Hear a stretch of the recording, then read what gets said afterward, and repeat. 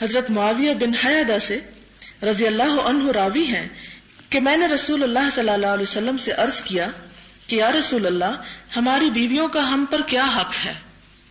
آپ صلی اللہ علیہ وسلم نے فرمایا جب اور جو تو کھائے اسے بھی کھلا. یہ نہیں کہ شوہر بہترین چیز کھائے اور عورت بچا کچا کھائے جیسے ہمارے معاشرے میں ہوتا ہے کہ پہلے شوہر کھا لے، بچے کھا لے، نوکر کھا لے، سب کھا لیں اور پھر عورت جو ہے وہ بچا کچا برتنوں میں سے سمیٹ کے کھائے.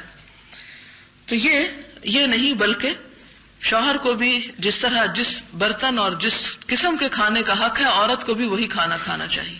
عام طور پر آپ نے کئی گھرانوں میں دیکھا ہوگا بڑی بوڑھیاں جو ہیں وہ بچیوں کو کچھ خاص قسم کے کھانوں سے اور چیزوں سے روک دیتی ہیں کہ یہ مت کھاؤ، اس سے جلدی جوان ہو جاؤ گے، اور اس قسم کے جو بلا وجہ کی پابندیاں اور قید ہیں. تو اسلام نے کسی ایسے کھانے سے منع نہیں کیا جو مرد کھا سکتا اور عورت نہ کھا سکتی ہو. اور جس طرح کہ قرآن پاک میں بھی آیا کہ اللہ نے تمہیں رزق دیا تھا پھر فجعلتم منہ حلالا وحراما، کہ تم نے اس سے حلال اور حرام کے فلسفے خود گھڑ لیے اور خود اس کو تقسیم کر دیا. نہیں، باقی تمام چیزوں میں عورت کے حقوق وہی ہیں، صرف گھر کی ذمہ داری کے معاملے میں مرد کو قوام بنایا گیا اور عورت کو اس کا مددگار بنایا گیا. پھر اسی طرح فرمایا کہ جب اور جیسا لباس تو پہنے اسے بھی پہنا، یعنی اگر خود قیمتی پہنتے ہو تو بیوی کو بھی قیمتی پہناؤ.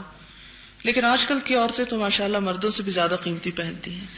ان کے منہ پر نہ مارو، ان کے منہ پر نہ مارو، خاص طور پہ منع کیا گیا.